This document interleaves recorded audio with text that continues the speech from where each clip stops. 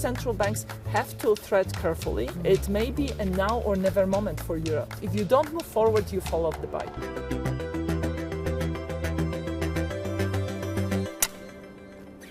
Welcome to The Big Question, the series from Euronews where we speak to some of the most influential people in the world of business.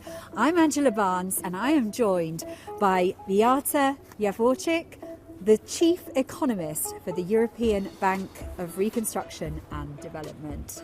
Thank you ever so much for joining us on The Big Question. It's a pleasure to have you with us on the show. Thank you for having me. So first of all, if we could just start off by talking about what are the economic risks in 2025 that you are most concerned about?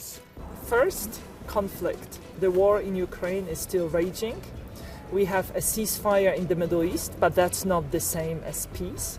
And of course, the situation in Syria is far from stable. Second, fragmentation of the global economy.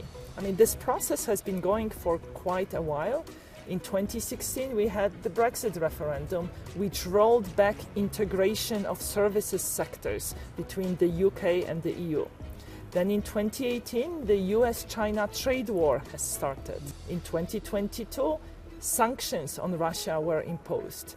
And certainly unwinding of globalization is going to have negative consequences for the global economy.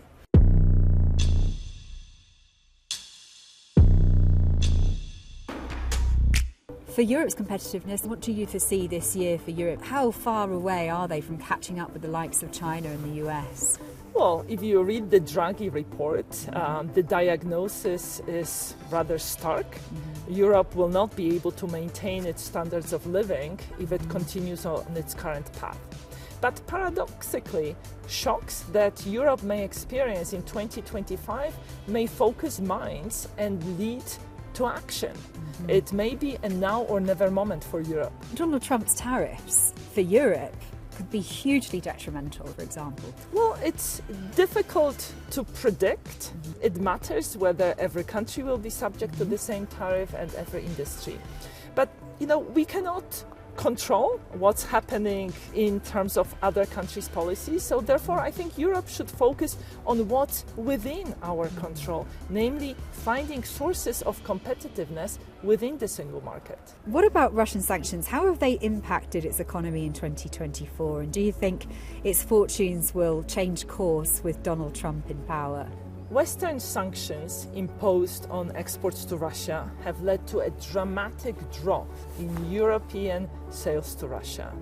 Some of that trade has been replaced by exports from other countries, namely China and Turkey, though probably the technological content of those exports is different. And you see in the data that foreign affiliates located in those countries choose not to supply the Russian market. So sanctions have been taking a toll on Russian productivity by depriving Russia of sophisticated technologies embodied in capital goods. Moreover, there has been an exit of Western multinationals. No new FDI is flowing to Russia, and that means lower knowledge flows. So these are the effects that are not visible immediately. They work slowly, but they certainly are beginning to take a toll on the Russian economy. Now, inflation and monetary policy, let's talk about that. How do you see inflationary pressures evolving in 2025? And what measures should central banks take to keep inflation in check without stifling economic recovery? So let me talk about emerging markets where my institution, the EBRD, is active. We have seen quite a fast process of disinflation by historical standards, though inflation remains 1 percentage point above the pre-COVID level. Of course, performance of countries has been uneven, and some countries, such as, for instance, Turkey, are still facing a very high inflation. In Europe this year, if you believe futures markets, we are going to see an uptick in prices of natural gas, and that's certainly going to put inflationary pressures. So I think central banks have to tread carefully and react to the data as the data comes in.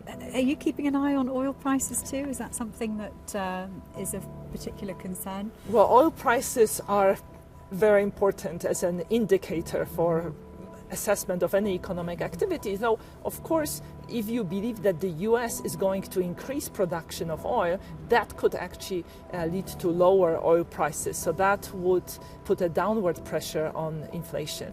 And let's talk about technology and digital transformation. How do you think technological advancements, particularly in AI and automation, of course, how do you think that will shape the workforce and labour markets in 2025? Well, technological progress translates into structural changes in the economy. If you think about Europe, Western European countries are much more exposed to AI eliminating some jobs. In Eastern Europe, it's more automation of manufacturing that will have an impact on the production process. What sectors in emerging markets do you expect to see the most growth in 2025? So I'm very optimistic about services in emerging Europe.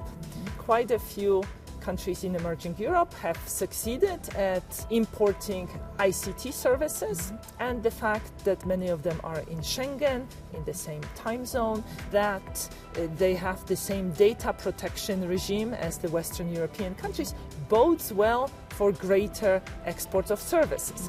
Moreover, as companies are considering their carbon footprint, they are discovering that carbon emissions embodied in services they buy constitute a big chunk of that carbon footprint. So proximity of Eastern European countries makes them more attractive as suppliers of ICT services. And I just want to talk to you as well, lastly, about EU integration. What is your outlook for the economic integration of countries in the Balkans and Eastern Europe for 2025? Well, it is in the interest of the European Union to have stable and prosperous neighbors. It is in the interest of accession countries to use the accession process as an anchor for reforms.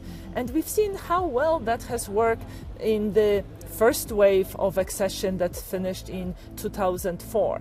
So the EU needs to show credible path for these countries to join the community, while these countries have to exert effort to match the standards that are expected. It's a bit like with riding bicycle. You need to make progress, because if you don't move forward, you fall off the bike. Well, thank you ever so much for your insights. It's been fantastic to have you on the show. Thank you. Thank you. And thank you very much all for watching this episode of The Big Question. And don't forget, you can catch all our shows on the Euronews YouTube channel and on our website, euronews.com. Head over to the business page.